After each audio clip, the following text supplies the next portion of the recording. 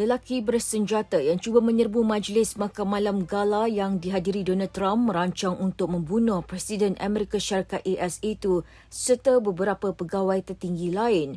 Pemangku Peguam Negara AS, Todd Blanche berkata suspek tidak memberikan kerjasama secara aktif namun dijangka akan didakwa secara rasmi di Mahkamah Persekutuan di Washington pagi Isnin.